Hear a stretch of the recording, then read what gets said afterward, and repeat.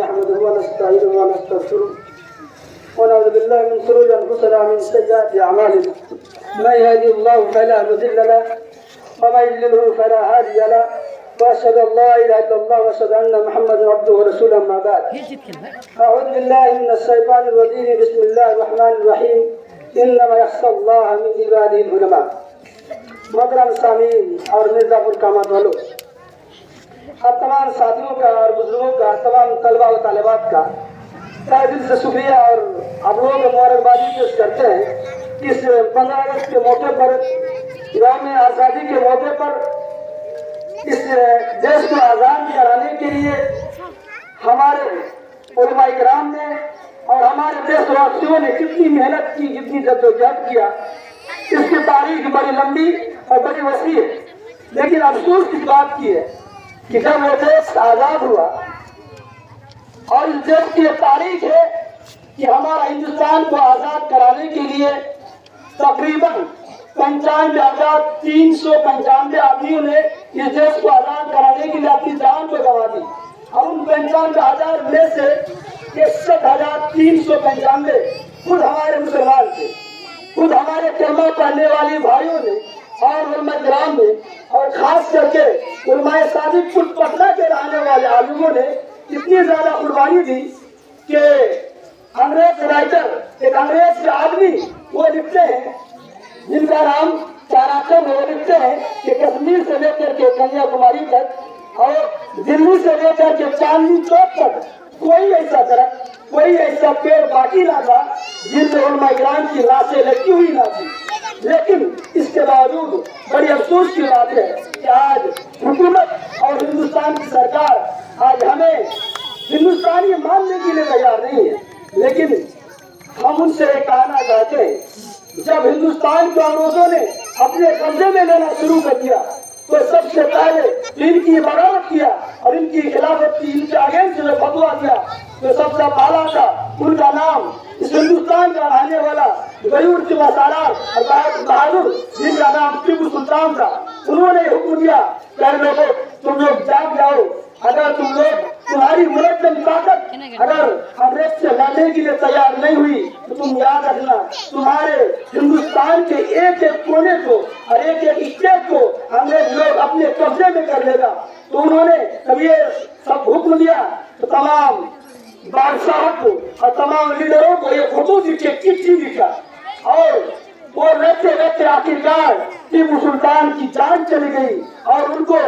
اور ٹیپو سلطان کو جان چلی گئی، لیکن ہندوستان میں سفر ہونے کے لیے ان کو 2 گز زمین تک بھی نہ ملی۔ اسی ملک ہندوستان کی آزادی کے خاطر اور مولوی باقر علی کو ان کو گولی مار دی گئی۔ اور مولانا علی حسن نبی نے فرمایا کہ انگریز کی فوج میں داخل ہونا حرام ہے اور انگریزوں کا ساتھ دینا حرام ہے۔ جب انہوں نے فتویٰ دیا تو انگریزوں نے ان کو پکڑ کر کے اتنا مارا، اتنا پیٹا اور کہا کہ ابو الحسن دیوبندی رحمۃ اللہ، ابو الحسن دیوبندی تم انگریزوں کے حق میں فتویٰ دے دو، تم کو آزاد کر دیں گے، تم کو منسٹر بنا دیں گے، تم کو منتری بنا دیں گے۔ لیکن انہوں نے کہا تھا کہ انگریزوں کا سپنا، ہم عمار کے ماننے والے ہیں، ہم بلال کے وارث ہیں، ہم بی بی سمیہ کی فرزند ہیں، ہم مر جانا گوارا کریں گے۔ میرا جسم تو کر سکتا ہے، میری چمڑی اڑ سکتی ہے، میرا کھان نکل سکتا ہے، لیکن ہرگز ہم تمہارے حق میں فتویٰ دے نہیں سکتے ہیں کہ ہم انڈیا والوں کو تمہاری غلامی بنا دیں گے، تمہارا غلام بنا دیں گے۔ اور ٹیپو سلطان نے کہا تھا کہ انگریزوں کہ مسلمانوں اگر تم بیدار نہیں ہوئے تو 100 سال کی غیرت کی زندگی سے بہتر یہ ہے کہ ایک دن کی زندگی شیر کی طرح جیو اور مر جاؤ، لیکن انگریزوں کے خلاف اپنا بغاوت کا جھنڈا تو بلند کرو۔ لیکن افسوس یہ ہے کہ ہم لوگوں نے اتنی محنت کرنے کے بعد اس دیش کو آزاد کیا، لیکن اس دیش کو آزاد کرنے کے بعد آپ کی سرکار کہہ رہی ہے کہ یہ لوگ دیش بھکت نہیں۔ افسوس اس بات کی ہے کہ اگر اس زمانے میں مسلمان نہ ہوتا، علماء کرام نہ ہوتے، یہ دیش آزاد نہ ہوتا۔ جب یہ دیش آزاد نہ ہوتا تو پھر اس دیش کا پرائم منسٹر، اس دیش کا پردھان منتری ہمارے دیش کا مودی جی آج نہیں ہوتے۔ یہ ہماری مرہون ملت ہے، یہ ہم مسلمانوں کا بہت بڑا احسان ہے مودی جی کے اوپر اور ہندوستانیوں پر کہ ہم لوگوں نے اس ملک کو سنوارا، سینچا اور اس کو ہم لوگوں نے अंग्रेजों से इसको आज़ाद कराया। मेरे भाइयों और दोस्तों, बताने का ये मकसद ये है कि हम लोगों ने इस हिंदुस्तान के लिए बहुत बड़ी कुर्बानी और बहुत बड़ी आज़ादी भी दी है। लेकिन आज हम मुसलमान, बहुत से लोग ऐसे भी हैं, हमको पता ही नहीं कि हम मुसलमान कितने लोग इस देश के लिए शहीद हुए हैं और कितने लोगों ने अपनी जान गंवा दी है और कितने लोग अंग्रेजों की सलाखों के पीछे चले गए। अफसोस इस बात की, जरूरत इस बात की है कि आप अपनी औलादों को, आप अपने बच्चों को तालीम से हमदरान दीजिए, उनको पढ़ाइए, उनको एजुकेशन दीजिए, उनको लिखाइए। सिर्फ बस ये नहीं कि बड़ा हो जाना, खाना पीना। एक गैर मुस्लिम भी, एक संसार, एक मुसलमान भी, उसका भी यही एक नमूना है कि औलाद बड़ी हुई, बच्चा बड़ा हुआ, उनको स्कूल से कोई मतलब नहीं पढ़ाई से, उनको ईटा भट्टा भेज दिया, उनको दिल्ली मुंबई भेज दिया कमाने के लिए। बस पिया खाया मर गया। हमारा मकसद वो नहीं है, हमारा एक टारगेट है, हमारा एक हदफ है कि हमको अल्लाह ने किस लिए पैदा किया। अल्लाह ने तो हम इसीलिए पैदा किया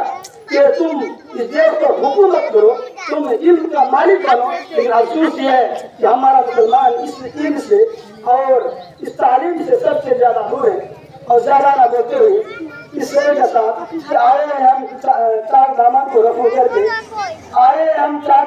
रफू करके, हम जाएंगे सबको रूबरू करके। इससे बड़ी देश की और मदद की मिसाल क्या होगी। हम नमाज जब भी पढ़ते हैं गंगा में बन के। जय हिंद, जय भारत, अस्सलाम वालेकुम।